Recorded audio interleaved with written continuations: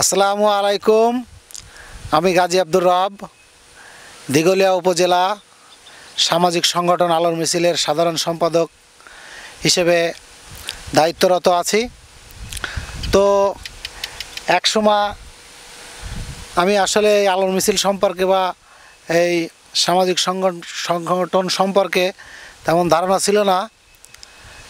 আমি একদিন আমার মৎস্য খামার থেকে একটা গুই সাপ মেরে ফেলি এবং ওইটা ফেসবুকে দেখানোর জন্য পোস্ট করি, কিন্তু হিতে বিপরীত হয়ে যায়।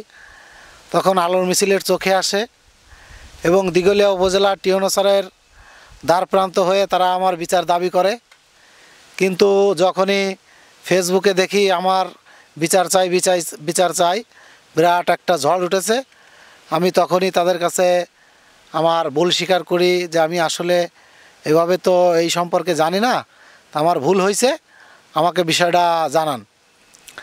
পরে তারা আমারে এই গুই সাপ সম্পর্কে অবগত করলো এবং তারপর দেখলাম যে আসলে আমি মস্ত বড় একটা ভুল করে ফেলছি। তো যদিও আমার এই ভুলটা করা হয়ে গেছে, ওটা তো আর ফিরে আনা সম্ভব না, কিন্তু আমি সংশোধিত হয়েছি। আর একটা জিনিস দেখেছি যে যেখানে গুই সাপ থাকে ওই জায়গায় সাপের কোনো উপদ্রব থাকে না, সেটা বিষ ছাড়া হোক আর বিষাক্ত সাপ হোক। আর সবচাইতে বড় যে ব্যাপারটা, এই যে ইন্দুরে আমাদের পাড়গুলো নষ্ট করে ফেলতেছে, কিন্তু যদি গুই সাপ থাকে তাহলে দেখবেন যে আপনার মৎস্যগেরের পাড় ইন্দুরে আর ফুটো করতে পারতেছে না, মাটি ঠেলতে পারতেছে না। এই জন্য এবং গুই সাপ পরিবেশের জন্য অনেক উপকারী একটা প্রাণী বলে আমি মনে করি এবং আপনার মৎস্যগেরে মাছ খেয়ে ফেলে, এই ধারণাটা সঠিকও আছে ভুলও আছে। গুই সাপ যখন পানিতে নামে তখন পানিতে যখন মাছগুলোরে দাবড় দেয়, ভালো মাছগুলো সব সামনে চলে যায় আর রোগাক্রান্ত দুর্বল মাছগুলো থেকে যায়। এই মাছগুলো গুই সাপে খেয়ে ফেলে, যার ফলে মাছের অনেক রোগবালাই থেকে মাছ রক্ষা পায়। হ্যাঁ, অনেক সময় আছে যে একটা পুকুরে যদি 8-10টা গুই সাপ হয়ে যায় তখন তো কিছু মাছ খাবে, এটাই তো স্বাভাবিক। অল্প খাবার আছে, আমরা 8-10 জন লোক, খাবার নিয়ে তো একটু কাড়াকাড়ি হবে। তো যখন অনেকগুলো গুই সাপ হবে আপনারা আলোর মিছিলের শরণাপন্ন হতে পারবেন। বা আর একটা পদ্ধতি আছে, সেই পদ্ধতিটা হচ্ছে আমরা বাড়িতে যে ডিম খাই ওই ডিমের খোসার ভিতরে ছোট ছোট করে কিছু চুন রাখলেন, টেপ দিয়ে মোড়াই দেবেন, আর ডিমগুলো পুকুরের পাড়ে রেখে আসবেন, মৎস্যগেরের পাড়ে। গুই সাপ এসে যখন ওই ডিমটা খাবে তাদের জিটা পুড়ে যাবে, তখন আর ওই এলাকায় দেখবেন যে গুই সাপ আর নাই। কিন্তু আপনার 4টে 5টা বা 6টা ঘেরে যদি 2টা গুই সাপ থাকে তা ইন্দুর, তারপরে আপনার এই যে সাপ, দোড়া সাপে তো কীভাবে মাছ খায় তা আপনারা ভালো করেই জানেন, এইগুলো নিধন করবে। আর যে এলাকায় গুই সাপ আছে আপনি দেখবেন ওই এলাকায় কোনো বিষধর সাপ নাই। আর বর্তমানে একটা বিষাক্ত আফ্রিকার বিষাক্ত সাপ, যার নাম শুনলেই গার নোমা শিউরে ওঠে, রাসেল ভাইপার। মানে তার কামড়াতে যত সময় লাগে মানুষের প্রাণ জাতি তার থেকে কম সময় লাগে। আমাদের সাতক্ষীরা পর্যন্ত চলে এসেছে এই রাসেল ভাইপার। আমাদের খুলনাতে এখনও পর্যন্ত কোনো সংবাদ পাওয়া যায়নি। আশা করি আল্লাহ হয়তো আমাদের হেফাজত করবেন। এই রাসেল ভাইপার সাপ যারা ডিসকভারি ন্যাশনাল জিওগ্রাফি দেখেন, আমার জানা মতে আপনারা অবশ্যই এই রাসেল ভাইপার সম্পর্কে জানেন, অবগত আছেন যে কত বড় একটা বিষধর সাপ। তো আমি আপনাদের কাছে অনুরোধ রাখবো, আপনাদের মৎস্য খামারে যদি অতিরিক্ত গুই সাপ থাকে আপনারা আলোর মিছিলের শরণাপন্ন হবেন বা আমাকে যারা চেনেন বা জানেন আমাকে খবর দেবেন।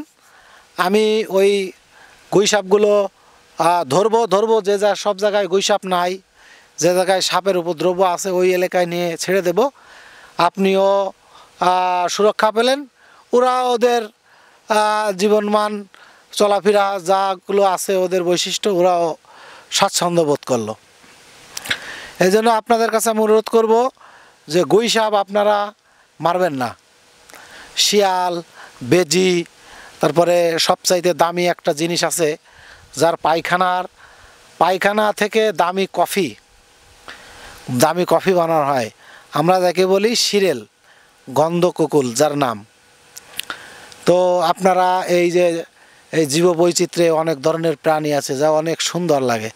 ছোটোবেলায় সেজারু দেখেছি, এখন আর সেজারু দেখা যায় না। খাটাস দেখতাম, যদিও আমাদের মুরগি খাতো, হাঁস খাতো, কিন্তু এখন বাচ্চাদের খাটাস বললি তারা চেনেই না যে খাটাস কি। বনবিলেই, শিয়াল তো দেখাই যায় না বললেই চলে। আমরা গ্রামে কত শিয়ালের রুক্কা হোক শুনে ঘুম পড়েছি, কিন্তু এখন বাচ্চারা শিয়ালের কথা বলে হাসাহাসি করে যে শিয়াল কি।